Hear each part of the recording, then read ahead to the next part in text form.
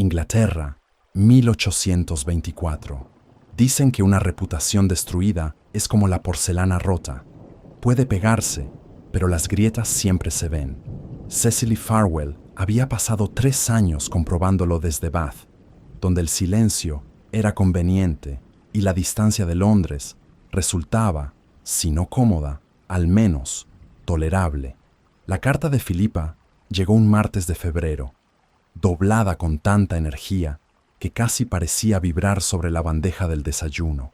Hay una oportunidad, decía Philippa Somerton, con su característica economía de palabras, cuando quería que algo pareciera razonable antes de que pudiera rechazarse. Lady Dorothea Vane, marquesa viuda de Aldmer, busca secretaria y dama de compañía para la temporada. Te ha mencionado específicamente. No sé cómo sabe que existes, pero las marquesas saben todo. Cecily había doblado la carta, la había dejado sobre la mesa, había bebido todo su té, y luego la había leído 3 veces más.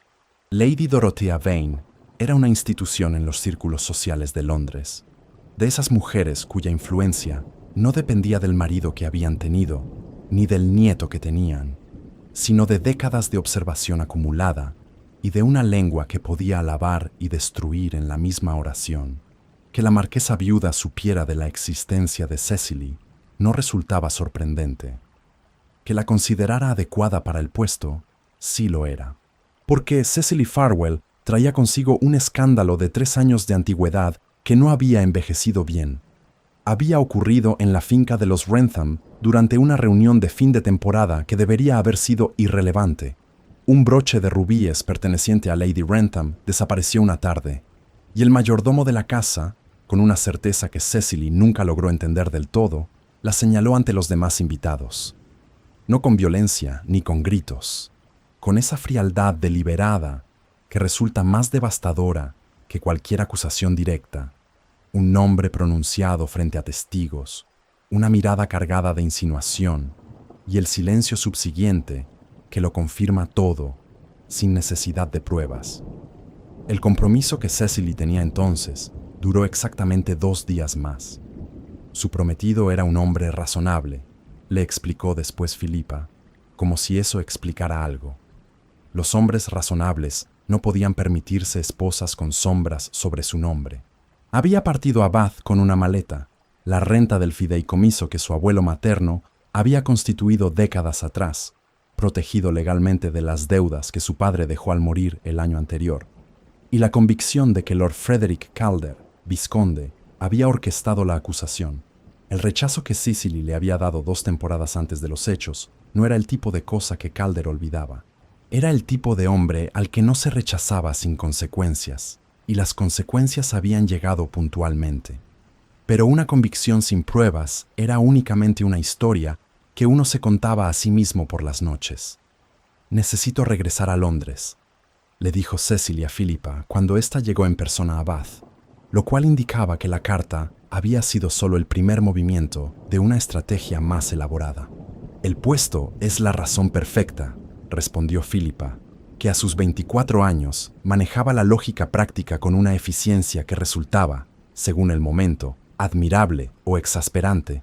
«Lady Dorothea te trata como a una igual, no es servicio doméstico, y te instala en Aldmer House, que está en el centro de todo».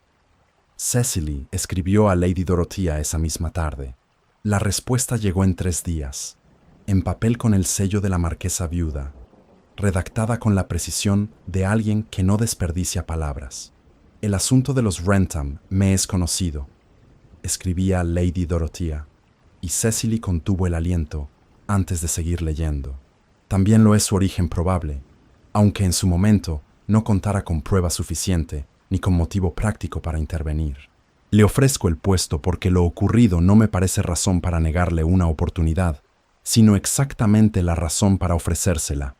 Espero su confirmación antes del viernes. Cecily leyó la carta 2 veces. Luego la guardó en el cajón superior de su escritorio, hizo la maleta e informó a su casera de Bath que no renovaría el alquiler. Londres en primavera tenía el aspecto de una ciudad que se hubiera pasado el invierno preparándose para ser observada. Las calles del West End, Brillaban con esa luz particular de las mañanas de abril, y los carruajes comenzaban a multiplicarse con la energía característica del inicio de temporada. Cecily llegó en el coche de alquiler que Philippa había insistido en pagar, mirando por la ventanilla con la expresión de quien regresa a un lugar que no decidió abandonar. «Estás tensa», observó Philippa desde el asiento de enfrente. «Estoy perfectamente bien. Llevas 20 minutos sujetando ese bolso como si pudiera escaparse». Cecily aflojó deliberadamente los dedos. «Estoy ligeramente tensa». «Es comprensible, pero recuerda que nadie sabe que llevas días en la ciudad. Para ellos apareces en el baile de los Alderton sin aviso previo, que es exactamente lo más desconcertante que puedes hacer». Ample. La marquesa viuda de Almer recibió a Cecily en su salón de mañana con la comodidad absoluta de alguien en cuya casa todo ocurre exactamente como ella ha decidido que ocurra. Era pequeña, de cabellos blancos impecables y ojos de un verde muy claro que lo registraban todo con una velocidad que desmentía sus 72 años. Vestía en granate oscuro y los rubíes en su garganta parecían menos un adorno que una declaración de principios. «Siéntese», dijo Lady Dorothea antes de que Cecily pudiera completar la reverencia. «El té está servido. Hablaremos del baile esta noche antes de discutir sus responsabilidades, porque el baile es, en este momento, más urgente». Era el tipo de afirmación que no admitía réplica razonable. «Esta noche en casa de los Alderton estará la mitad del ton», continuó Lady Dorothea, sirviendo con manos que no temblaban en absoluto. «Y mi nieto estará también, lo cual es en sí mismo un acontecimiento, dado que Edmund asiste a estos eventos únicamente porque yo se lo exijo, y él, a pesar de todo, me respeta lo suficiente para no negarse del todo».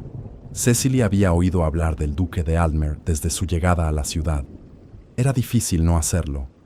Edmund Vane tenía esa clase de reputación que se construye no a través de escándalos activos, sino de una frialdad sostenida que resulta más llamativa que cualquier exceso visible. 5 años atrás, su prometida, una joven de buena familia, había roto el compromiso públicamente, alegando crueldad de carácter. Edmund no había respondido a la acusación ni entonces ni después.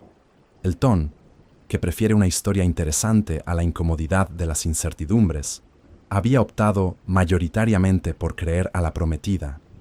El duque seguía siendo el soltero más codiciado de Londres, pero cargando un asterisco permanente. «¿Es cierto lo que dicen de él?», preguntó Cecily, que había aprendido que las preguntas directas ahorraban tiempo. Lady Dorothea la miró por encima de su taza con algo que podría haber sido aprobación. «Lo que dicen es una simplificación conveniente. Edmund no es cruel. Es un hombre al que traicionaron con eficiencia y que decidió que la solución era no volver a confiar en nadie». Hizo una pausa breve. «Con la excepción de mí, por supuesto. Soy demasiado vieja y demasiado útil para ignorarme». El salón de baile de los condes de Alderton esa noche reunía todo lo que Londres entendía por esplendor de temporada: candelabros que multiplicaban su luz en los espejos del techo, el murmullo continuo de 200 conversaciones superpuestas y el olor específico de flores costosas mezclado con perfumes importados. Cecily entró junto a Lady Dorothea y observó cómo la sala se reorganizaba sutilmente ante la presencia de la marquesa viuda, como agua que se aparta ante una proa. Su propia presencia generó otro tipo de reacción, más lenta, más silenciosa. El reconocimiento primero, luego el recuerdo, luego los abanicos levantados discretamente frente a bocas que tenían cosas que decir. Cecily registró todo eso y no modificó en absoluto su expresión. 3 años en Bath habían servido para algo. Lady Dorothea la instaló junto a una columna con una copa de champán y la instrucción de observar. «Un baile es información», le dijo. «Si sabe mirar, le dirá todo lo que necesita saber sobre cada persona en esta sala». Cecily miraba, efectivamente. Y fue mirando cuando vio aparecer a Lord Calder entre los invitados. Media hora después de su propia llegada, con esa facilidad que tienen los hombres de posición para entrar en cualquier sala como si la hubieran construido ellos. Era ancho de hombros, de cabello castaño rojizo y ojos color miel que se movían con demasiada atención para tratarse de una mirada puramente social. Elegante por hábito y por vanidad, se detuvo brevemente al verla. Menos de un segundo, pero Cecily lo registró con toda claridad. Fue entonces cuando Lady Dorothea, a su lado, cambió levemente de postura. Edmund, dijo en voz baja, como si nombrara algo que llevaba tiempo esperando. Edmund Vane cruzó el umbral del salón con la misma energía con que una tormenta entra en un espacio cerrado, sin anunciarse, sin buscar atención y consiguiéndola de todas formas. Tenía 31 años y la constitución de alguien que no había abandonado los hábitos físicos de su juventud por las comodidades del título. El cabello castaño muy oscuro, los ojos de un verde que resultaba inesperado en una cara tan severa, y la cicatriz leve en la mandíbula izquierda que la luz de los candelabros subrayaba sin misericordia. Vestía de negro casi absoluto, con la elegancia austera de quien no necesita el color para hacerse notar. Saludó a 3 personas con la economía mínima que exigía la cortesía. A las demás las ignoró con una naturalidad que era, en sí misma, una forma de comunicación perfectamente clara. Cuando llegó junto a Lady Dorothea, la besó en la mejilla con la precisión mecánica de quien cumple un ritual que respeta sin sentir. «Llegas tarde», dijo Lady Dorothea. «Llego», respondió Edmund. «La diferencia es filosófica y no te favorece». Sus ojos se desplazaron entonces hacia Cecily, con la misma eficiencia con que lo hacía todo. La evaluación fue breve, completa e inequívoca en su conclusión. El vestido de seda azul pálido, elegante pero sin ostentación. La ausencia de joyas importantes. El porte que no pedía disculpas por ninguna de esas cosas. Lo registró todo en menos tiempo del que habría costado decirlo en voz alta, y lo archivó. «Miss Farwell», dijo Lady Dorothea, «mi secretaria y dama de compañía para la temporada». Edmund inclinó la cabeza en un saludo formalmente correcto y completamente vacío de cualquier cosa que no fuera la forma. «Miss Farwell». La orquesta comenzó el vals en ese momento, como si hubiera estado esperando la señal adecuada. Lady Dorothea desplegó el abanico con el movimiento que Cecily ya reconocía como prefacio de algo inconveniente. «Edmund, Miss Farwell no tiene pareja para este baile. Lamentable. Que tú lo remedies sería una muestra de los modales que en teoría posees». Hubo un silencio de 3 segundos exactos. Cecily abrió la boca para decir que prefería no bailar, que tenía calor, que le dolía el tobillo, cualquier cosa que pusiera fin a aquello con algo parecido a la dignidad. Pero Edmund habló primero. «Miss Farwell». Extendió la mano sin mirarla directamente. No era una invitación, era una capitulación que se negaba a disfrazarse de otra cosa. Cecily habría preferido rechazarlo, pero rechazar al nieto de su empleadora en el primer baile de la temporada, ante medio ton, no era una opción que sus circunstancias le permitieran en ese momento. Puso la mano en la suya.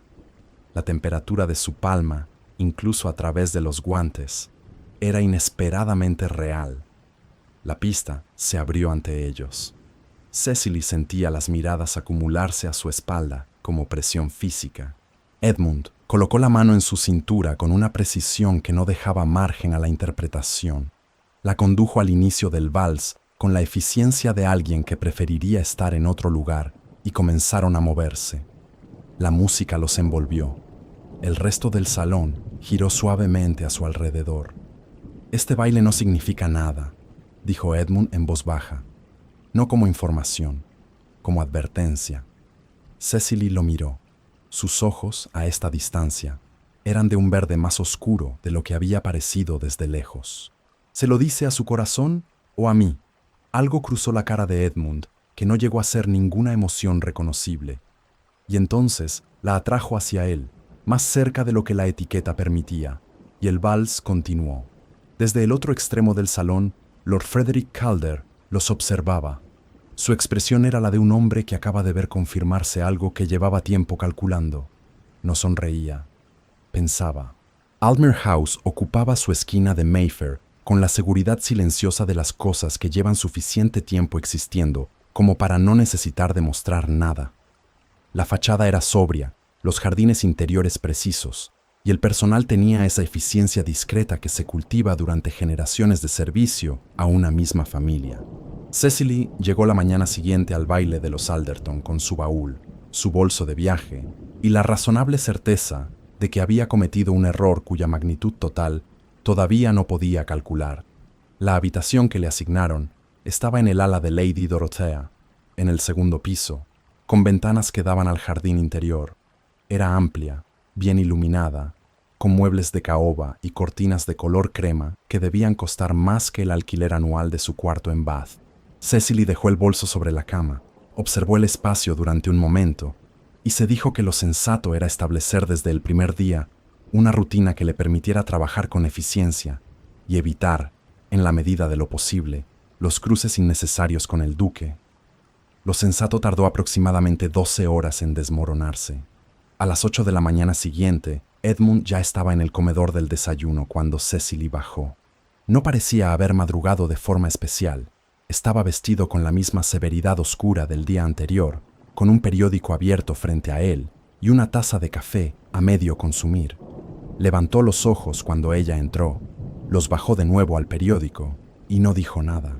Cecily tomó asiento en el extremo opuesto de la mesa, sirvió su té y procedió a ignorarlo con exactamente la misma eficiencia con que él la ignoraba a ella. Fue un desayuno perfectamente civilizado. El segundo día fue igual, el tercero también. El cuarto, Edmund cerró el periódico cuando ella entró. «Hay un error en la gestión de los arrendatarios de la finca norte», dijo, como si continuara una conversación que ninguno de los dos había iniciado. «Mi abuela me informa de que usted supervisará la correspondencia atrasada. Hay 3 cartas sobre ese asunto que requieren respuesta antes del jueves. Las tendré listas el miércoles», respondió Cecily. Edmund abrió el periódico de nuevo. La conversación había concluido. Cecily tomó su tostada y reflexionó sobre el hecho de que aquello era, viniendo del duque, algo que en términos relativos podía clasificarse como cordialidad. Lady Dorothea la instaló en el estudio de correspondencia con una cantidad de trabajo que habría abrumado a alguien menos organizado. Años de cartas acumuladas con el sistema de archivo de alguien que guarda todo, por si acaso, pero rara vez recupera nada. Invitaciones respondidas, junto a facturas sin pagar, notas de condolencia mezcladas con cotizaciones de tejidos y, en un cajón completo para él solo, lo que Lady Dorothea denominó con toda la tranquilidad del mundo correspondencia pendiente de clasificación, que era una forma diplomática de decir correspondencia que nadie había tocado en 18 meses. «¿Por dónde prefiere que empiece?», preguntó Cecily. «Por donde sea más urgente», dijo Lady Dorothea. «Usted tiene mejor criterio que yo para determinarlo». Cecily lo comprendió gradualmente, la forma en que Lady Dorothea manejaba todo, delegando con una confianza absoluta que resultaba, dependiendo de cómo se mirara, un honor extraordinario o una trampa elegante. Probablemente ambas cosas al mismo tiempo. La biblioteca de Altmere House era el único espacio de la casa que Edmund parecía ocupar con algo parecido a voluntad propia. No el estudio, que usaba para los asuntos del ducado con la energía de alguien que cumple obligaciones, sino la biblioteca propiamente dicha, con sus 2 pisos de volúmenes y el sillón junto a la ventana norte, que claramente era el suyo, aunque no tuviera ninguna marca visible que lo indicara. Cecily entró un martes por la tarde buscando un volumen de correspondencia diplomática que necesitaba para contextualizar una de las cartas de Lady Dorothea. Edmund estaba en el sillón con un libro abierto sobre las rodillas. «El tercer estante desde la derecha, segunda sección», dijo sin levantar la vista. «Si busca la colección Hartworth, que es probablemente lo que necesita». Cecily encontró el volumen donde él había indicado. «¿Cómo sabe lo que busco?». «Porque lleva 4 días organizando la correspondencia de mi abuela y la carta de Pemberton es la única que requiere contexto histórico antes de responderse». Una pausa. «También porque mi abuela me lo mencionó esta mañana. Suele estar al tanto de los detalles de la correspondencia de Lady Dorothea. Suelo estar al tanto de lo que ocurre en mi propia casa». Levantó los ojos del libro por primera vez. Sus ojos verdes, a esa distancia, tenían una claridad que resultaba difícil de sostener. «¿Tiene alguna objeción a eso?». «Ninguna en absoluto, señor duque». La respuesta era correcta y completamente neutra. Algo en la mandíbula de Edmund se tensó levemente, como si la neutralidad le resultara más difícil de manejar que la hostilidad directa. Cecily tomó el volumen y se retiró. Volvió a la biblioteca el jueves, porque necesitaba otro libro, y el viernes, por la misma razón, y el lunes siguiente, por una razón levemente distinta. Para la segunda semana había un acuerdo tácito que ninguno de los dos había propuesto formalmente. Edmund ocupaba el sillón norte, Cecily ocupaba la mesa central, y el espacio entre ambos funcionaba como territorio neutral, donde ocasionalmente se intercambiaban observaciones sobre lo que estaban leyendo sin que ninguno pareciera cómodo reconociendo que lo disfrutaba. «¿Qué opina de Montesquieu?», preguntó Edmund una tarde, aparentemente dirigiéndose al libro que tenía en las manos. «Que tiene razón en lo fundamental y es insoportablemente prolijo en la ejecución», respondió Cecily, sin levantar la vista de la carta que estaba redactando. Silencio. Luego, con una cadencia levemente diferente, «Es exactamente lo que pienso». Cecily no levantó la vista, pero anotó mentalmente que era la primera vez que Edmund expresaba algo que no fuera una instrucción o una observación práctica. Fue Philippa quien, durante una de sus visitas a Aldmere House, le proporcionó el resto de la historia sobre Louisa. «No es ningún secreto bien guardado», dijo Philippa, con el tono de quien está a punto de contar algo que circula en versiones muy distintas según quien lo relate. «Todo el mundo cree conocerlo. Louisa Fenwick era la hija mayor del conde de Fenwick, perfectamente adecuada para el duque en rango y en circunstancias. El compromiso duró algo más de un año. Cuando lo rompió públicamente, dijo que Edmund era de un carácter imposible de tolerar. Hizo una pausa. Lo que no circula con la misma amplitud es que Luisa se casó 6 semanas después con un hombre al que, según parece, había amado durante años antes del compromiso con Edmund. ¿Y él lo sabe? Edmund lo descubrió porque Luisa murió de fiebre tifoidea al año siguiente, y entre sus pertenencias había cartas. Philippa bajó ligeramente la voz. No sé qué decían con exactitud, pero sé que Edmund no ha vuelto a confiar en nadie desde entonces, y que nunca refutó la acusación de Luisa porque consideró que defenderse ante un Ton que ya había elegido su versión era por debajo de su dignidad. Cecily procesó eso durante el resto del día. Era un tipo de herida muy específica, no el dolor de la pérdida, sino el descubrimiento retroactivo de que lo que se creyó real nunca lo había sido. Sabía algo de eso, aunque por razones distintas. La carta llegó un miércoles, enterrada en el paquete de correspondencia, sin clasificar que Cecily había estado procesando sistemáticamente desde su llegada. Era de tamaño modesto, doblada con la precisión de alguien acostumbrado a escribir cartas de cierto peso, con una letra femenina que Cecily no reconoció de inmediato. La remitente era una tal Mrs. Aldgate. El nombre no le decía nada hasta que llegó a la segunda línea, donde se identificaba como antigua amiga de Lady Wrentham. Cecily dejó de respirar durante un momento. La carta estaba fechada 3 años atrás, pocas semanas después del incidente del broche. Mrs. Aldgate escribía a Lady Dorothea con la cautela de quien no está del todo segura de estar haciendo lo correcto. Había notado, decía, ciertas irregularidades en la forma en que el asunto se había manejado en la finca de los Wrentham. No podía afirmar nada con certeza, pero le parecía digno de mención que el mayordomo de los Wrentham había recibido visitas de un agente que trabajaba habitualmente para familias del círculo del vizconde Calder en los días anteriores al incidente.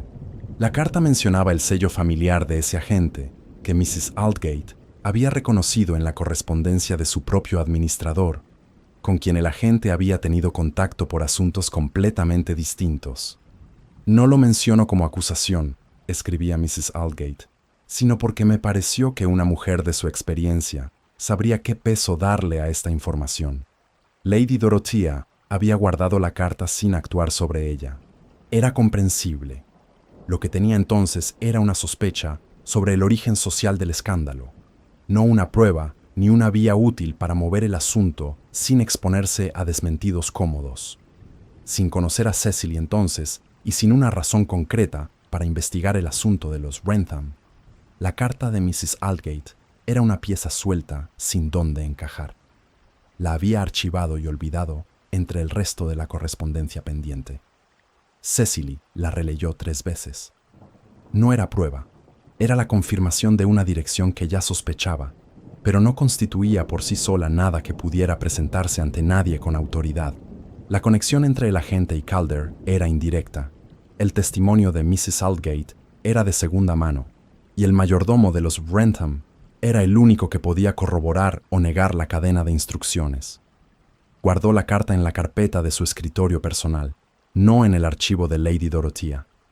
Necesitaba más antes de mostrarla a alguien. Esa misma semana, Philippa regresó de una recepción con una observación que entregó a Cecily con la economía directa que la caracterizaba. Calder estuvo en la recepción de los Alderton el martes. Los Alderton reciben a mucha gente. Calder estuvo también en el concierto de los Hartfield el jueves. Podría ser coincidencia. Calder preguntó a 2 personas distintas por los planes de Lady Dorothea para el resto de la temporada. Sss. Philippa la miró con los ojos marrones muy quietos y muy fijos. Eso no es coincidencia. Está siguiendo tu rastro ahora que sabe que estás en Aldmere House. Cecily consideró eso en silencio. ¿Crees que tiene acceso a información sobre los movimientos internos de la casa? Un hombre con sus recursos puede comprar esa clase de información sin demasiada dificultad. Philippa bajó la voz, aunque estaban solas. Ten cuidado con lo que dices cerca del personal. No porque no sean de confianza en su mayoría, sino porque mayoría no es totalidad. El mozo de cuadra que contrataron hace unas semanas, justo antes de tu llegada, preguntó el primer día por los itinerarios de viaje de la familia. Preguntas que no corresponden a alguien recién incorporado. Era un consejo que Cecily guardó junto con la carta de Mrs. Aldgate. Continuó con su trabajo como si nada hubiera cambiado, pero a partir de entonces eligió con más cuidado qué conversaciones tenía en presencia del personal y cuáles reservaba para cuando estaba con Philippa a solas.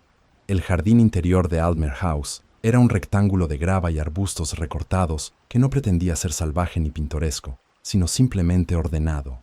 Cecily salía allí algunas mañanas, antes de que comenzara el trabajo del día, porque el aire de Londres en primavera era todavía tolerable a esa hora, y porque necesitaba 20 minutos sin papeles frente a ella para ordenar el pensamiento.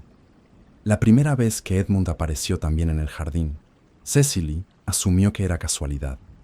La segunda, lo dudó. La tercera, abandonó la hipótesis. No hablaban mucho. Pero la distancia entre ambos, al caminar por la gravilla, había disminuido gradualmente de algo que podría medirse en metros a algo que solo podría medirse con más cuidado. ¿Le gusta Londres?, preguntó Edmund una mañana, mirando el muro del fondo del jardín, como si la pregunta fuera para el muro. Me resulta útil, respondió Cecily. No es lo mismo. No, dijo Edmund, y algo en el tono sugería que entendía exactamente la distinción. No lo es. Fueron al teatro una noche, Lady Dorothea, Cecily y Edmund, en la misma función en que Calder aparecía 2 palcos más allá. Cecily lo notó antes que nadie. Edmund lo notó 2 minutos después y su mandíbula se tensó de forma casi imperceptible. Lady Dorothea, que notaba todo, no dijo nada en ese momento, pero apretó levemente el brazo de Cecily cuando bajaron al vestíbulo durante el intervalo. Frederick Calder, dijo Lady Dorothea en voz muy baja, como quien cataloga un hecho meteorológico desagradable, tiene la costumbre de aparecer donde no resulta conveniente. ¿Lo conoce bien? Lo suficiente para no fiarme de su presencia en ningún lugar donde esté alguien que me importa. La marquesa viuda la miró directamente. Que le quede claro, usted está en esa categoría.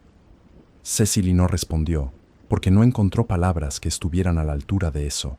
Lady Dorothea ya había vuelto la vista hacia el vestíbulo, saludando a alguien con la inclinación de cabeza precisa de quien distribuye su atención con criterio.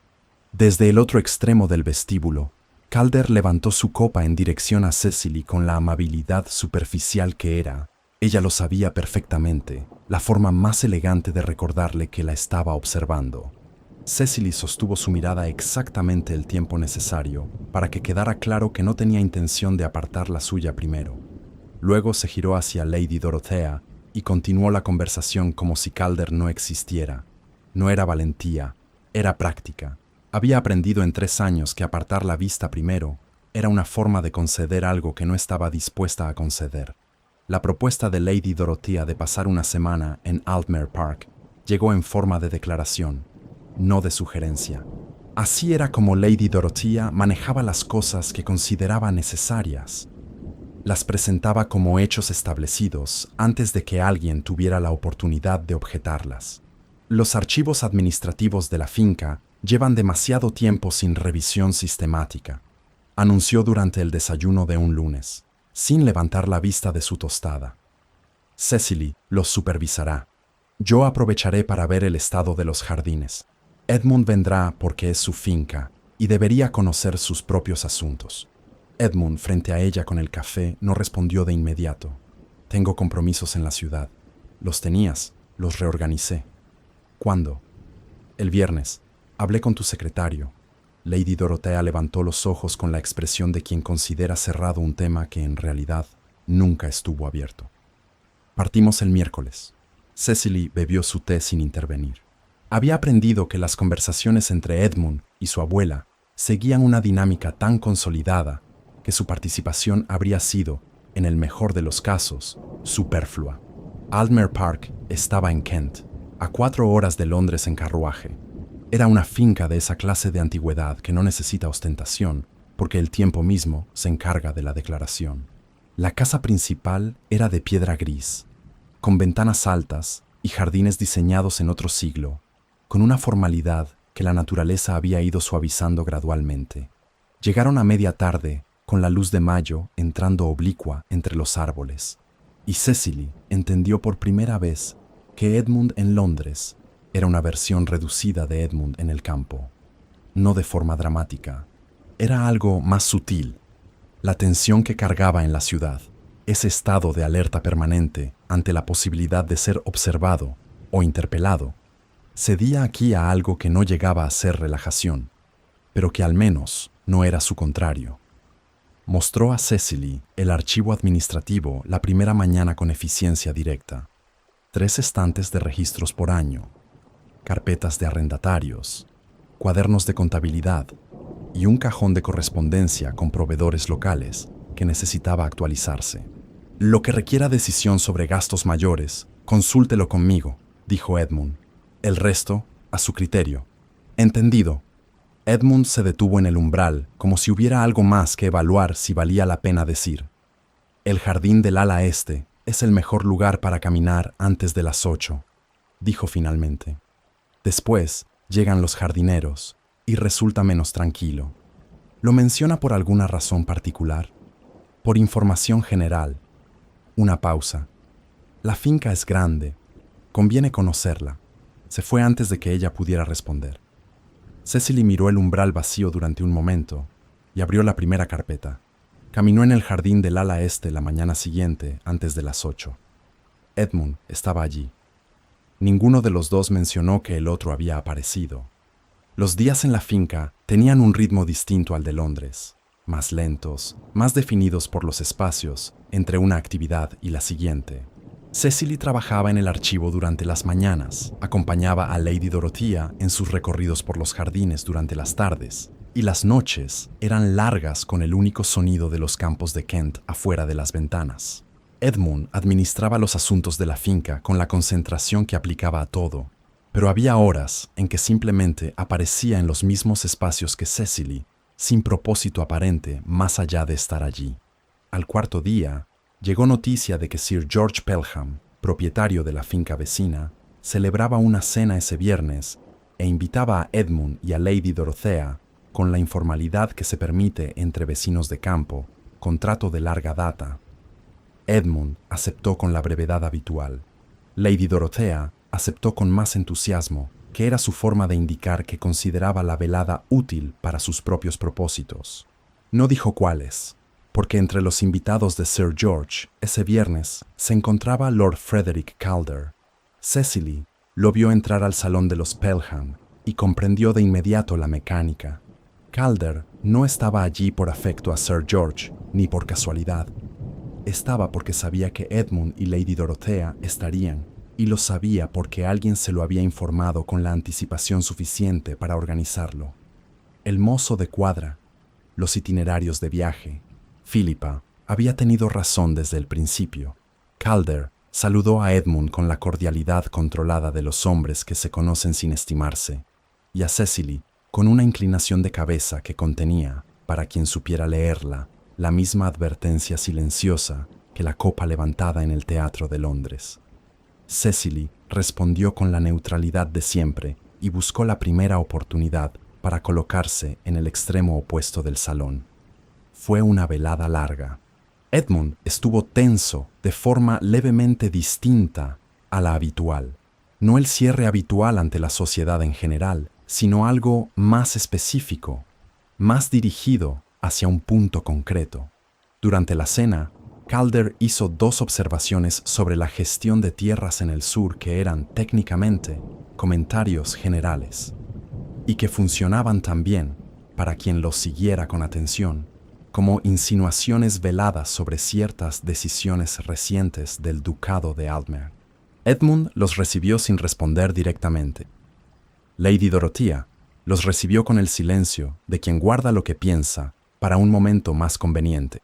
En el carruaje de vuelta, Lady Dorothea dijo únicamente: «Frederick Calder tiene sus propias razones para estar en Kent esta semana y ninguna de ellas me parece inocente». Luego cerró los ojos y no añadió nada más durante el resto del trayecto. Llovió el sábado desde antes del amanecer, una lluvia constante y sin pretensiones que descartaba el jardín y limitaba la finca al interior. Cecily pasó la mañana en el archivo revisando los cuadernos de correspondencia histórica con el personal de la región. No era un trabajo particularmente interesante, pero requería atención sistemática, y Cecily prefería el trabajo que requería atención, porque dejaba poco espacio para otras cosas. Fue en un cuaderno de 2 años atrás donde encontró el nombre. Entre los registros de referencias laborales del personal que había buscado empleo en la región, estaba anotado con la letra ordenada del administrador de la finca, Robert Haynes, ex servicio doméstico. Referencias de la casa Wrentham, dirección actual en Southampton. Cecily permaneció inmóvil durante varios segundos. Robert Haynes, el mayordomo de los Wrentham que la había señalado 3 años atrás, había tenido ese nombre.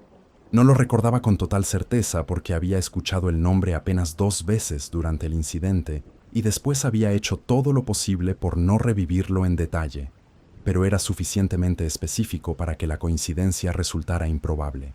La presencia del nombre en un registro de finca de Kent tenía una explicación lógica.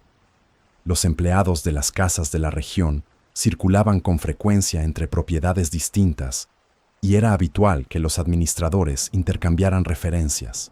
Haynes podría haber buscado trabajo en cualquier finca del sur después de dejar los Wrentham. Lo que importaba era la dirección. Southampton, hace 2 años. Podía haber cambiado desde entonces. Probablemente había cambiado, pero era un punto de partida que no tenía hace 3 horas. Anotó el nombre y la ciudad en el fondo de su cuaderno de trabajo, cerró el registro en su estante correspondiente y continuó con las carpetas de arrendatarios como si el curso de su mañana no hubiera cambiado de forma sustancial. Esa tarde siguió lloviendo. Lady Dorothea se retiró a sus habitaciones con un libro y la declaración de que las rodillas no le permitían apreciar el campo bajo esas condiciones. Edmund entró a la biblioteca poco después de las 3 con la economía de movimientos habitual y se detuvo levemente al ver que Cecily ya estaba en la mesa central. «No tengo que irme», dijo Cecily antes de que él dijera nada. «No he dicho que deba». Edmund tomó el sillón junto a la ventana, que daba al jardín convertido en superficie gris, y abrió un libro. La lluvia contra el cristal era el único sonido durante un buen rato. Fue Edmund quien habló primero. «¿Cree que las personas son capaces de cambiar de forma fundamental?», lo dijo sin apartar los ojos del libro, con el tono de quien formula una pregunta que lleva tiempo pensando y ha decidido lanzarla al espacio porque el silencio sostenido se ha vuelto de algún modo menos fácil que la palabra. Cecily consideró la pregunta con la seriedad que merecía. Creo que la forma fundamental no cambia, pero creo que la forma en que la expresamos sí puede cambiar, si existe razón suficiente para ello. Edmund cerró el libro. ¿Y si la razón se construyó sobre algo falso? Cecily lo miró. Él seguía con la vista en la ventana, en la lluvia, en algún punto a mitad de camino entre ambas cosas. ¿Habla de Luisa? Un silencio. Luego, Filipa habló con usted. Me contó los hechos generales, sin interpretación. Los hechos generales son suficientemente ilustrativos. Edmund giró el libro entre sus manos sin abrirlo. Pasé más de un año convencido de que comprendía a una persona. Cuando murió, lo que dejó demostró que había comprendido a alguien que no existía. Hizo una pausa. No es el tipo de error del que uno se recupera con rapidez. No, dijo Cecily en voz baja. No lo es. Edmund la miró entonces, tal vez porque el tono de esa respuesta era demasiado específico para ser solo empatía abstracta. ¿Habla por experiencia propia? Cecily estuvo en silencio durante un momento, que duró lo suficiente para hacer una elección deliberada. El escándalo de los Wrentham no fue accidental, dijo finalmente. Lo sé desde hace 3 años, aunque no haya podido probarlo hasta ahora. Lord Calder organizó la acusación porque 2 temporadas antes le dejé claro que sus atenciones no eran bienvenidas. Mantuvo la voz completamente plana. El mayordomo fue el instrumento. Calder fue la razón. Edmund no respondió de inmediato. Cecily había aprendido que su silencio no era indiferencia, sino el tiempo que necesitaba para procesar lo que se le decía, sin reaccionar antes de haber terminado de pensarlo. ¿Tiene pruebas?, preguntó al fin. Estoy construyéndolas. Edmund asintió una sola vez, lento, como quien recibe información que confirma algo que ya había empezado a sospechar. ¿Por eso regresó a Londres? En parte. La lluvia continuó. Ninguno de los dos volvió a sus libros durante el resto de la tarde. Calder regresó a Aldmer Park al día siguiente con la excusa de devolver a Edmund unos mapas topográficos que Sir George le había prestado por error. Era el tipo de pretexto que funciona exactamente una vez en circunstancias normales. Lo atendieron en el salón de recibir. Edmund estuvo presente 20 minutos y luego lo dejó con la indicación de que su secretario lo acompañaría a la salida cuando estuviera listo. No fue descortés. Fue precisamente lo que era. La conclusión de una visita que no había sido solicitada. Lo que nadie supo hasta la mañana siguiente fue que antes de salir, Calder no fue directamente a la puerta principal. El criado que encontró la carta era un lacayo joven, con 2 años de servicio en Aldmer House, cuya consternación al localizarla entre los papeles del escritorio de Cecily en el salón de trabajo parecía completamente genuina. Estaba escrita en papel de buena calidad, con la letra de Cecily, o algo muy próximo a ella, y dirigida a un nombre que no correspondía a ningún conocido de la casa. El contenido sugería que Cecily había estado compartiendo información sobre las inversiones recientes del ducado con una familia de mercaderes con intereses competidores con los de Edmund. El lacayo la llevó al ama de llaves. El ama de llaves la llevó a Edmund. Cecily estaba en el jardín del ala este cuando Edmund apareció en el umbral exterior con la carta en la mano y una expresión que no era la frialdad habitual, sino algo más tenso, más cercano a la superficie de lo que ella le había visto hasta entonces. ¿Puede explicarme esto? Cecily tomó la carta y la leyó. Leyó cada línea 2 veces.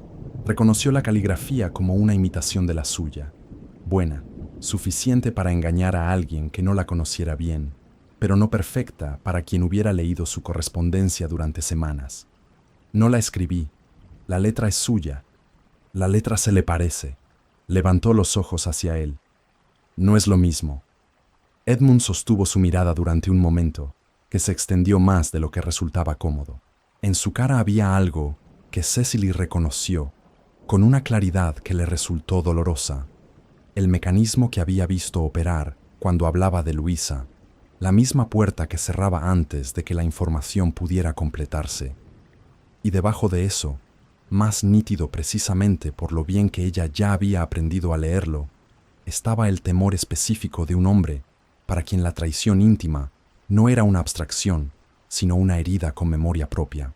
Lleva semanas en esta casa con acceso a mi correspondencia y a los registros administrativos de la finca. Sí, porque usted y Lady Dorothea me lo confiaron. Cecily mantuvo la voz firme. Edmund, escúcheme. He leído la carta, y yo le digo que no la escribí. Calder estuvo aquí ayer. Calder tiene un informante entre su personal, algo que ya sabíamos. Si me da 10 minutos, puedo mostrarle las diferencias entre esta letra y la mía en cualquier carta que haya enviado desde que llegué. Edmund miraba la carta, no a ella, y Cecily vio el momento exacto en que tomaba la decisión, el instante en que el miedo a haber cometido el mismo error de antes se volvía más poderoso que cualquier argumento que ella pudiera construir. Era injusto. Era también comprensible de una forma que no hacía que doliera menos. Necesito tiempo para pensar en esto, dijo Edmund. No me está escuchando. Le he dicho que necesito tiempo. Cecily guardó silencio durante 3 segundos exactos. Luego dobló la carta, se la devolvió y entró en la casa sin añadir nada más. Esa noche hizo la maleta con la eficiencia de quien ha tomado una decisión basándose en información suficiente, no con rabia ni con precipitación visible. Informó al ama de llaves de que partiría antes del amanecer por asuntos personales urgentes. Pidió que se preparara el carruaje de servicio para las 5 de la mañana y escribió una nota breve para Lady Dorothea, explicando que regresaba a Londres y que le haría llegar el estado completo del archivo en los días siguientes. No escribió nada para Edmund. Partió con la primera luz, cuando Kent todavía estaba en la penumbra azul que precede al amanecer, y no miró hacia atrás cuando el carruaje tomó el camino hacia Londres. Philippa abrió la puerta de su casa en Marylebone a las 9 de la mañana, con la expresión de quien ha estado esperando algo, sin saber exactamente qué forma tomaría cuando llegara. Vio el baúl, vio la cara de Cecily, y se hizo a un lado, sin preguntar nada. Fue en el salón de Philippa, con el té entre las manos y la luz de mayo entrando por las ventanas, donde Cecily contó lo ocurrido, sin dramatismo y sin omisiones. Philippa escuchó hasta el final, con la concentración de quien está organizando información mientras la recibe, y cuando Cecily terminó, Philippa dijo únicamente: ¿Cuándo quieres ir a Southampton? Lo antes posible. Entonces necesitamos al señor Dorset. El señor Clarence Dorset había sido el abogado de la familia Farwell durante casi 20 años, uno de esos hombres prácticos y de criterio firme que acumulan la confianza de sus clientes a través de la consistencia y la ausencia de sorpresas desagradables. Era mayor, metódico y tenía una opinión clara sobre el valor de la documentación frente a cualquier otra forma de argumento. Cuando Cecily le presentó la carta encontrada en la correspondencia de Lady Dorothea y los registros de referencia de Aldmere Park, los examinó en silencio durante un tiempo que pareció largo y luego los colocó sobre el escritorio con el cuidado de quien entiende el peso de lo que está manejando. El nombre en el registro de Kent, dijo. ¿Está segura de que es el mismo hombre? No completamente, pero el nombre coincide. El periodo de servicio en los Wrentham coincide, y la fecha de la anotación en Kent es de hace 2 años, lo que significa que habría partido de la región de Sussex en los meses posteriores al incidente. Cecily mantuvo la voz equilibrada. Es suficiente para investigar. ¿Y si viajamos a Southampton y no es el mismo hombre? Entonces hemos perdido el viaje y buscamos en otra dirección. Una pausa. Pero creo que es él. Dorset examinó los documentos una vez más. Una declaración notarial obtenida bajo presión legal no tiene el mismo valor que una obtenida voluntariamente. Lo sé. No voy a presionarlo ilegalmente. Voy a presentarle la documentación de la que disponemos y a explicarle con claridad cuál es su situación jurídica actual. Si participó en una acusación falsa coordinada, es responsable ante la ley independientemente de quién lo instruyó. Eso no es presión, es información. Dorset la miró con algo que podría haber sido aprobación y que en un hombre de su temperamento resultaba equivalente a un elogio. Partamos el jueves. El viaje a Southampton tomó casi todo el día. Cecily lo pasó en silencio relativo, repasando mentalmente lo que sabía y lo que todavía necesitaba, mientras el paisaje del sur de Inglaterra cambiaba gradualmente desde los campos de Kent hasta las colinas más abiertas de Hampshire. Dorset viajó con sus papeles. Philippa, que se había empeñado en acompañarlas hasta la ciudad, miraba por la ventanilla con esa capacidad suya para estar completamente presente, sin ocupar más espacio del necesario. Robert Haynes vivía en una calle de casas modestas cerca del puerto, en una pensión cuyo propietario los recibió con la suspicacia razonable de quien no está acostumbrado a visitas con abogados. Haynes tardó 3 minutos en bajar.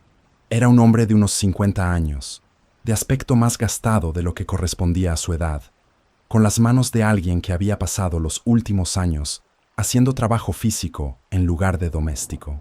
Miró a Cecily durante un segundo antes de mirar a Dorset, y en ese segundo, Cecily supo con certeza que era el hombre correcto.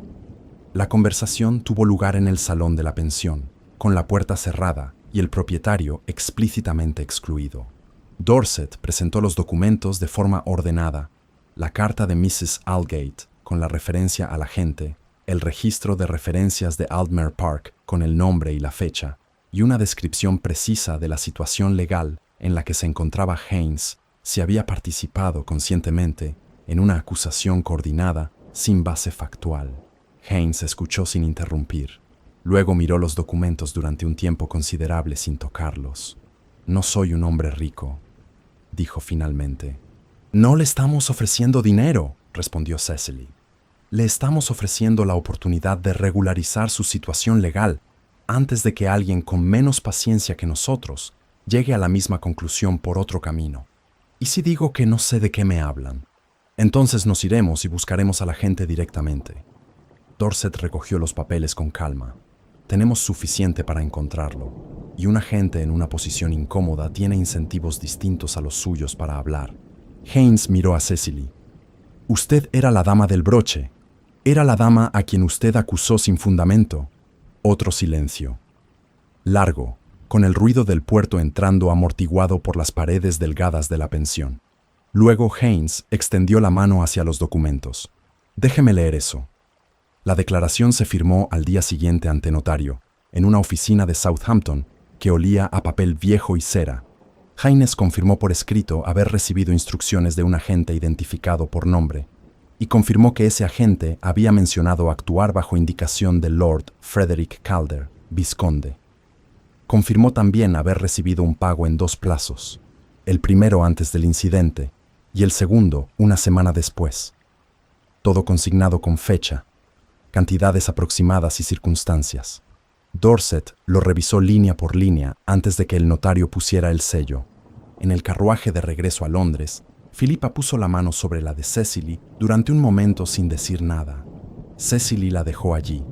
«Necesitamos una pieza más», dijo Cecily cuando llevaban 1 hora de camino. «Ann Calder», dijo Philippa. «Sí». «¿Estás segura de querer acercarte a ella?» «No, pero es la única que puede confirmar el patrón más amplio. Un agente que actuó una vez podría ser una anomalía. Un patrón de comportamiento documentado por la persona que vive con él es algo distinto». Philippa consideró eso. «¿Y si te rechaza?» «Entonces tenemos la declaración de Haynes y la carta de Mrs. Aldgate, que juntas construyen un caso razonable, aunque no perfecto. Pero si existe la posibilidad de que Ann Calder quiera hablar, ignorarla sería un error».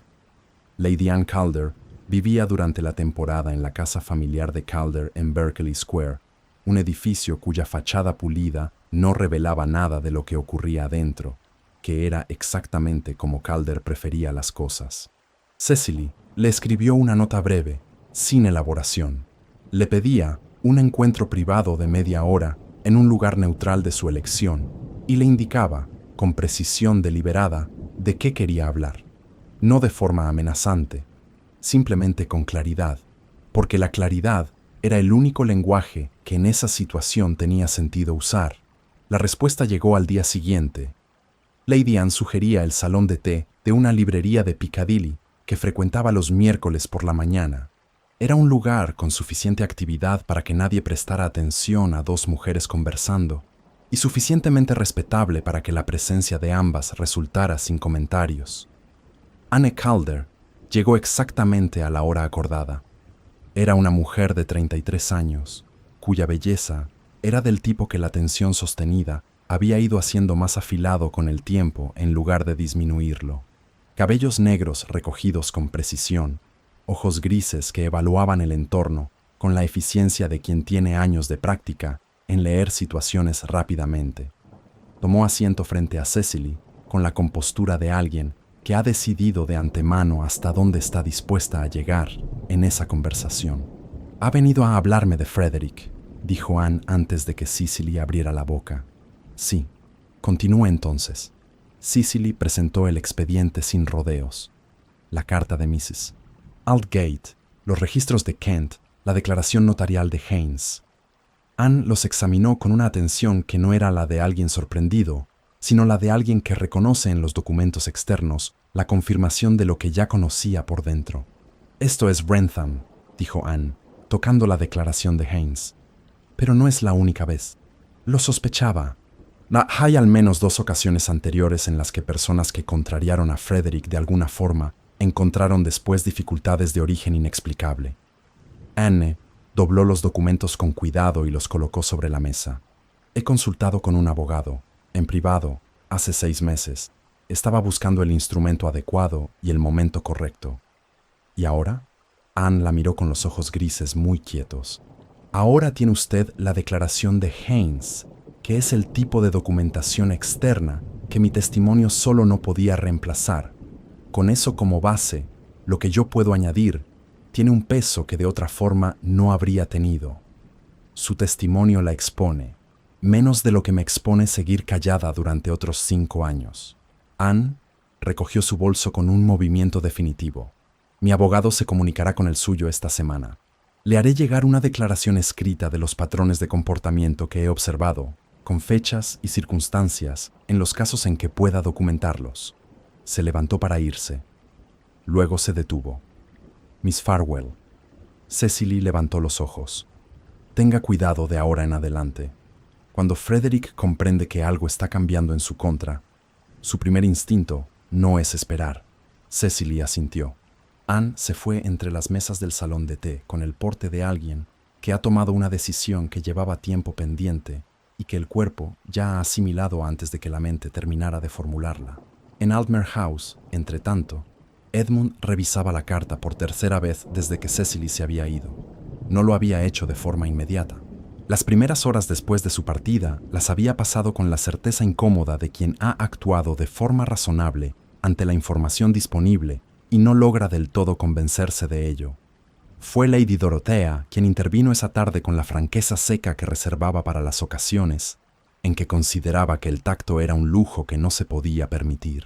«Esa carta no la escribió Cecily», dijo Lady Dorothea, sentada frente a Edmund en el salón principal de Altmer Park, con las manos sobre el regazo y la expresión de quien está siendo más paciente de lo que la situación merece.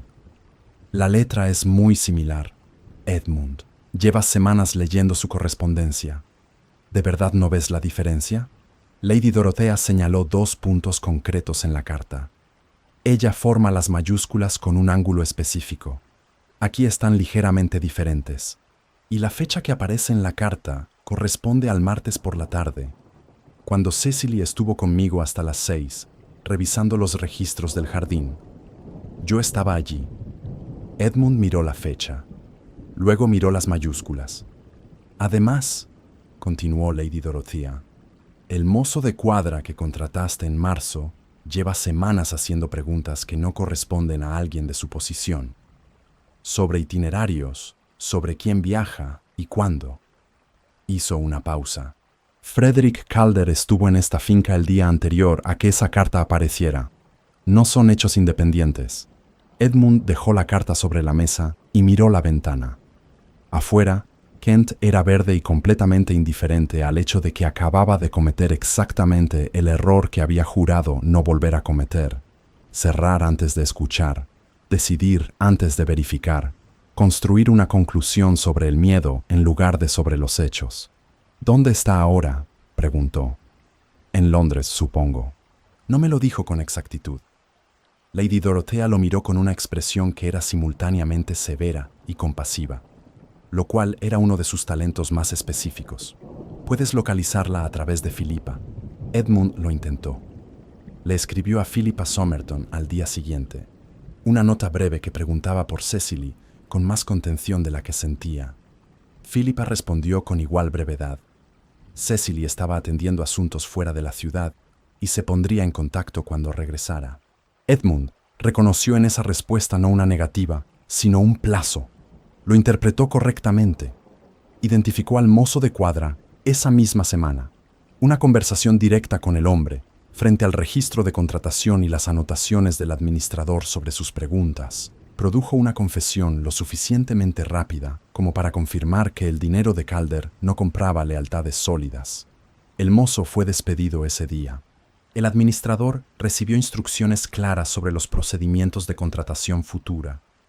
Edmund esperó, no con comodidad, sino con la determinación de quien ha tomado la decisión de no repetir el error de actuar antes de tiempo. El expediente llegó una tarde de la segunda semana, entregado en Aldmere House por Philippa Somerton en persona, quien lo dejó con el mayordomo sin solicitar audiencia y partió antes de que Edmund bajara al vestíbulo. Era una carpeta de documentos ordenados con la precisión característica de Cecily.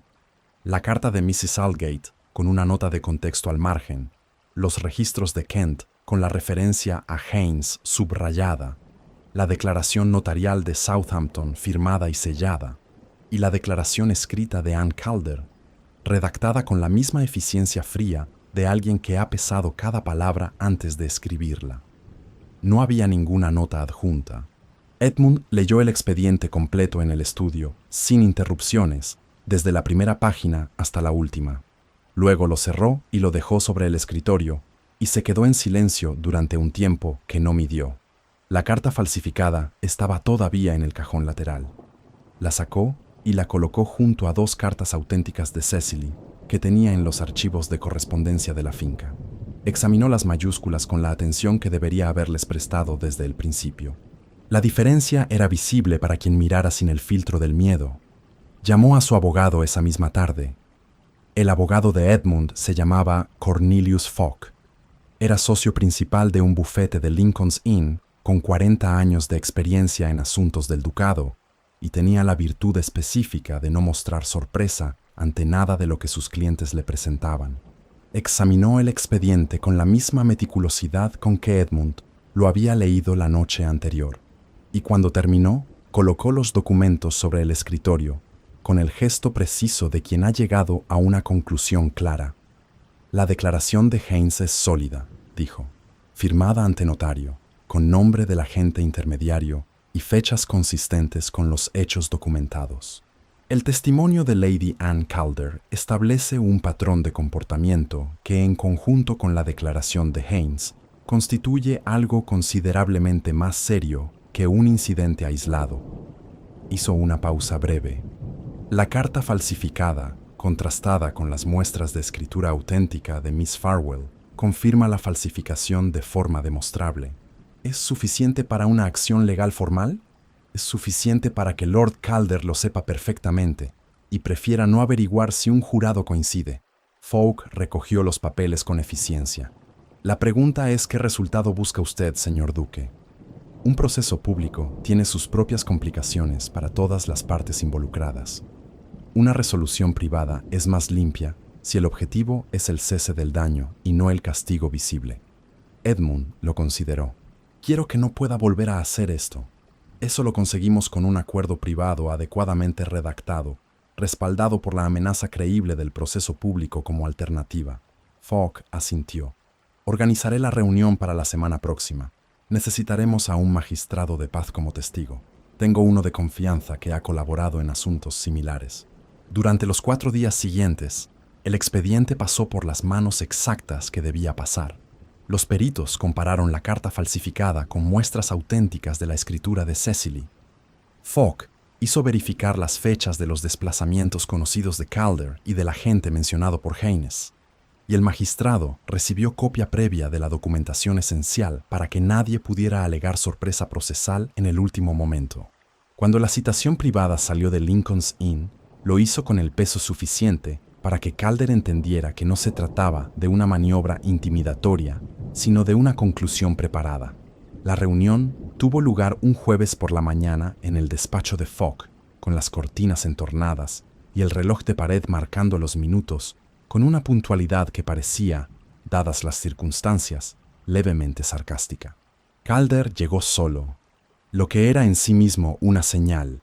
Un hombre que llega solo a ese tipo de encuentro ha calculado ya que la situación no admite aliados útiles.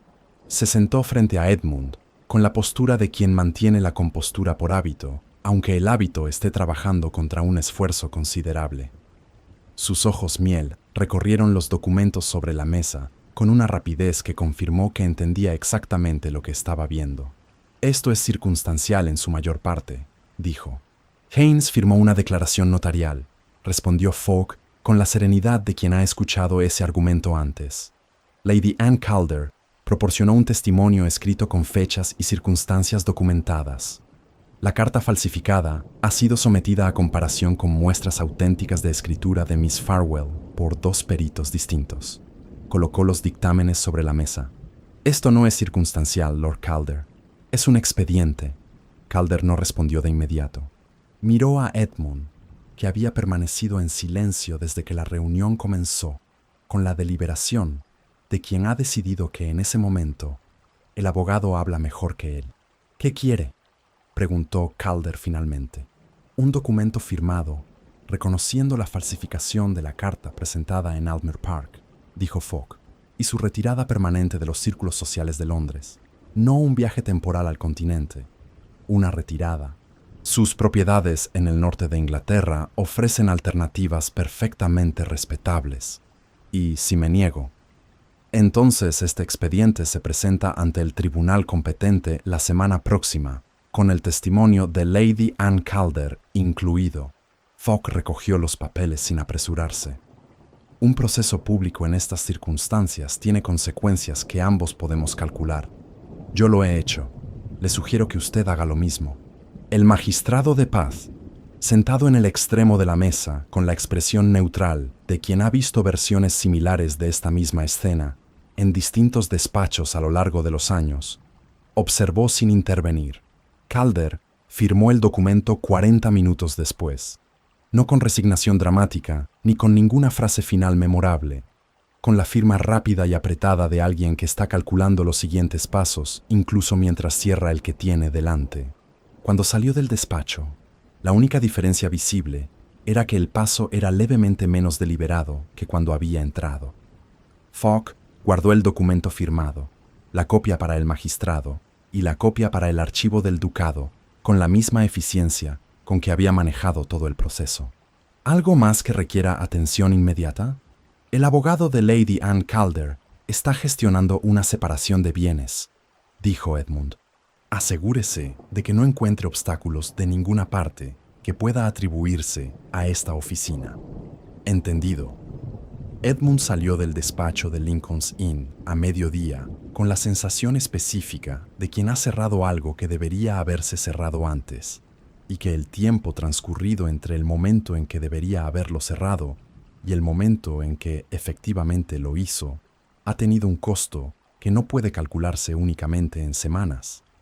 Marylebone estaba a 20 minutos en carruaje. Edmund tardó 10 en decidir que iría directamente. La casa de Philippa Somerton era modesta y bien mantenida, con una puerta azul oscuro que fue abierta por una criada que lo miró con la evaluación sin disimulo de alguien que reconoce a un duque pero tiene sus propias opiniones al respecto. Edmund dio su nombre y esperó en el vestíbulo. Philippa bajó primero. Lo miró durante un momento desde el umbral del salón, con los ojos marrones muy quietos, en esa forma suya de observar que no era hostilidad, sino criterio. ¿Trae el expediente de vuelta? Ya no necesita el expediente. ¿Cómo resultó la reunión? Como tenía que resultar. Philippa asintió lentamente. Luego se hizo a un lado para dejarlo pasar. Está en el jardín. El jardín trasero de la casa de Philippa era pequeño y sin pretensiones, con una silla de hierro junto a un rosal que todavía no había terminado de decidir si florecería o no. Cecily estaba sentada allí con un libro abierto sobre las rodillas, que claramente no había estado leyendo. Levantó los ojos cuando Edmund salió por la puerta trasera. No se levantó, no cambió la postura. Lo miró con la misma compostura que había mantenido en el jardín de Altmere Park cuando le devolvió la carta. ¿Y qué era? Edmund comprendió en ese momento, con una claridad que la distancia de las semanas anteriores había hecho más nítida. La compostura específica de alguien que ha aprendido a no mostrar lo que espera para no exponerse al costo de esperar en vano. Se sentó en la otra silla, frente a ella, sin haber calculado exactamente qué iba a decir. Había pasado días pensando en esa conversación y había llegado a la conclusión de que los discursos preparados en ese contexto eran precisamente el tipo de cosa que Cecily detectaría y desconfiaría con razón. El expediente era suficiente, dijo. Más que suficiente. Calder firmó esta mañana. Cecily asintió sin responder. La carta estaba falsificada de forma demostrable, continuó Edmund, lo cual habría sido visible desde el principio si me hubiera tomado el tiempo de mirarla correctamente, en lugar de reaccionar ante lo que temía encontrar. Sí, dijo Cecily, sin suavizarlo, sin añadir nada que lo hiciera más fácil de recibir. Edmund lo recibió.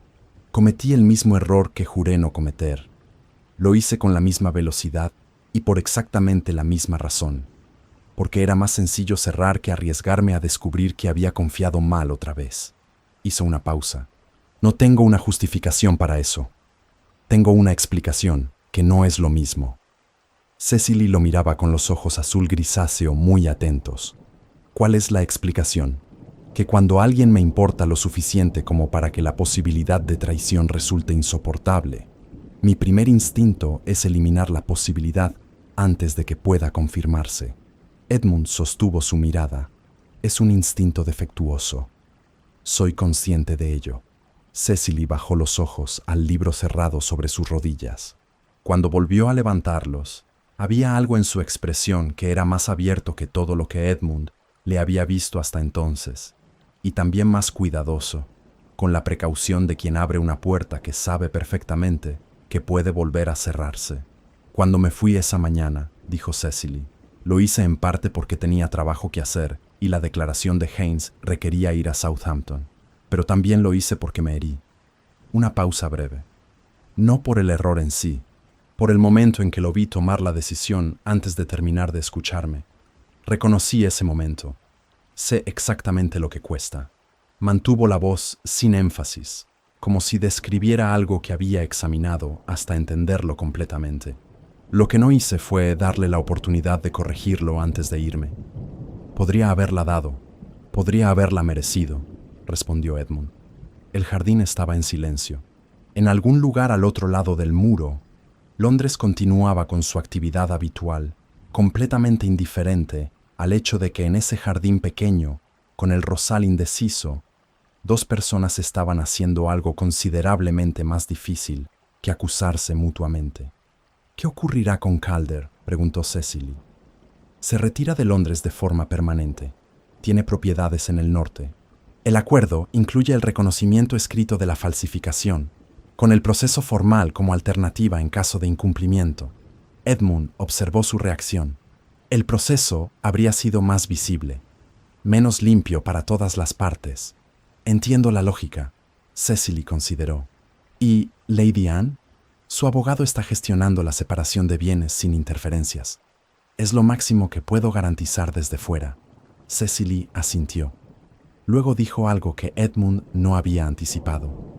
Hay una cosa más. Diga, si quiere que el Ton acepte que me acusaron sin fundamento, necesita ofrecer algo a cambio de la credibilidad. Sus ojos verdes lo encontraron sin desvío. La historia de Luisa lleva 5 años sin contestar. El mundo cree que usted la trató mal y que ella tuvo razones legítimas para irse. Eso le da a cualquier acusación futura contra usted una base de credibilidad que no debería tener. Hizo una pausa. No le pido que destruya su memoria. Le pido que cuente la verdad sobre lo que encontró en sus cartas. No los detalles, los hechos. Edmund permaneció en silencio durante un momento que fue largo pero no incómodo. Era el tipo de propuesta que solo podía hacerse desde una posición de comprensión real de lo que costaba, y él lo sabía. ¿Por qué le importa eso ahora? Porque si vamos a construir algo, dijo Cecily con la franqueza directa que Edmund había aprendido a reconocer como su forma específica de valentía, prefiero que lo construyamos sobre terreno sólido, no sobre versiones incompletas que alguien puede usar después. Edmund miró el rosal durante un momento. Luego miró a Cecily. Hace 3 años, dijo lentamente. Habría encontrado esa propuesta imposible. Hoy me parece la única razonable. Es un sí. Es un sí. El compromiso se anunció formalmente 2 semanas después, en la columna de Sociedad del Morning Post, y con una notificación enviada personalmente por Lady Dorothea a las personas que ella consideraba que debían saberlo antes de leerlo en el periódico, que era prácticamente toda persona de relevancia en el ton londinense. La reacción fue exactamente lo que Cecily había calculado, una mezcla de escándalo genuino, fascinación mal disimulada y esa forma particular de escrutinio que el mundo social aplica a las situaciones que no puede clasificar fácilmente. Edmund Vane, duque de Aylmer, comprometido con Miss Cecily Farwell, hija de un varón arruinado, sin título propio y con un escándalo de 3 años de antigüedad en el historial. Los abanicos se movieron en los salones. Las conversaciones adquirieron ese ritmo específico que tiene el rumor cuando no sabe todavía en qué dirección va. Edmund ofreció su versión sobre Luisa en el formato que Cecily había sugerido. Una declaración breve, entregada a través de Fogg a los mismos medios que habían circulado la acusación original 5 años atrás.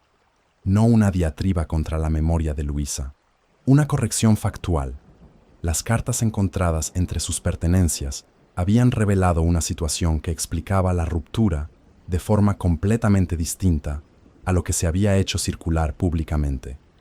El duque no había refutado la acusación en su momento por considerarla por debajo de su dignidad. Reconsideraba esa decisión.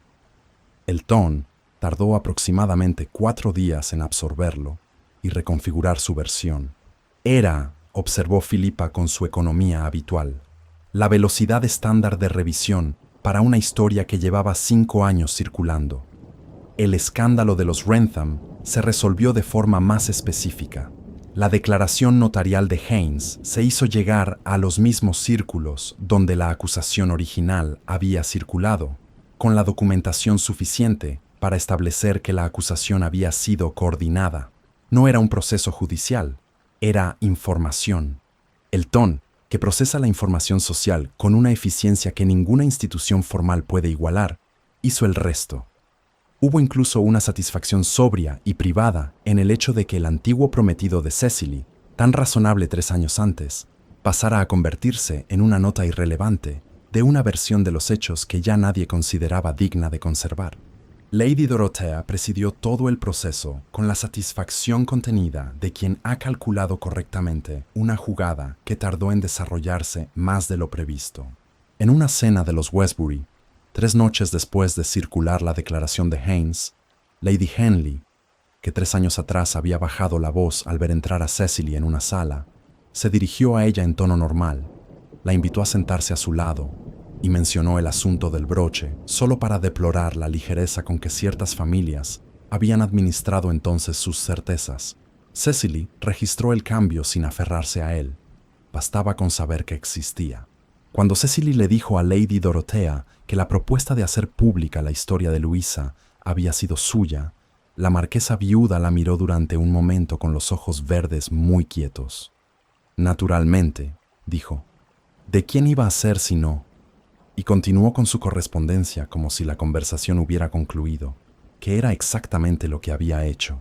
2 años después, en el salón de baile de los marqueses de Dunmore, que era ese invierno el evento más esperado de la pequeña temporada de diciembre, Cecily Vane, duquesa de Aylmer, estaba de pie junto a una columna observando el salón con la atención que dedicaba a cualquier espacio donde hubiera suficientes personas como para resultar interesante. No se ocultaba detrás de la columna. La diferencia era pequeña en apariencia y completamente distinta en sustancia. Philippa estaba al otro lado del salón con su prometido, el señor George Alcott, un hombre de buen carácter y mejor sentido del humor, que la miraba con la expresión de quien todavía no termina de creer su propia suerte. Cecily los observó durante un momento con algo que era, sin ninguna ambigüedad posible, felicidad. Lady Dorothea estaba sentada en el mejor sillón del extremo norte, recibiendo a quienes se acercaban a saludarla con la condescendencia amable de quien sabe perfectamente que siguen acercándose porque ella lo vale. Tenía 74 años y la constitución de alguien que ha decidido que la vejez es una sugerencia que no está obligada a seguir. Le había dicho a Cecily esa misma semana que consideraba el invierno de Londres considerablemente más tolerable desde que tenía a alguien en la casa con quien discutir sobre filosofía romana. De Anne Calder llegaban noticias ocasionales a través de canales indirectos. Vivía en su finca de Hampshire con la tranquilidad específica de alguien que ha resuelto una situación que llevaba años sin resolución. Sus asuntos legales habían concluido el verano anterior. Calder se había instalado en sus propiedades de Yorkshire y no había vuelto a aparecer en ningún círculo social de relevancia. Edmund apareció a su lado con 2 copas de champán y la puntualidad de quien conoce los hábitos de la persona que busca. Lady Dunmore quiere hablar con usted sobre su proyecto de biblioteca parroquial, dijo, ofreciéndole la copa. La he evitado durante 20 minutos. Considérelo una victoria temporal. ¿Por qué la evitaste? Porque cuando Lady Dunmore habla de ese proyecto, la conversación dura 40 minutos y acaba invariablemente con alguien comprometido a donar más de lo que había planeado. Una pausa. El año pasado fui yo. Cecily tomó la copa. El año que viene puedo ser yo. Eso lo sé, dijo Edmund. Por eso no me preocupa. La orquesta comenzó un vals en ese momento, con la misma falta de consideración por el momento que tenían las orquestas en general. Edmund extendió la mano. Cecily la tomó, y la temperatura de su palma a través del guante era exactamente tan real como la primera vez, lo cual era una de esas cosas sobre las que no valía la pena reflexionar en exceso, porque simplemente era verdad. La pista se abrió ante ellos. El resto del salón giró suavemente a su alrededor, con el movimiento familiar de los valses y de las temporadas que siguen a otras temporadas. Edmund la guió entre las parejas con la misma eficiencia de siempre, y luego, en un movimiento que no pertenecía a ningún paso específico, la atrajo hacia él, más cerca de lo que la etiqueta requería, exactamente igual que la primera noche. Cecily levantó los ojos hacia él.